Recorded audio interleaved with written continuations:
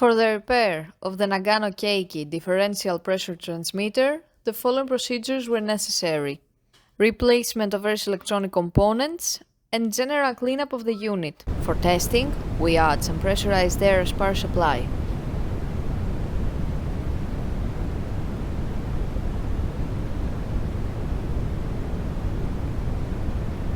By manipulating the input signal, the unit responds accordingly, and we can see the output signal on the water columns.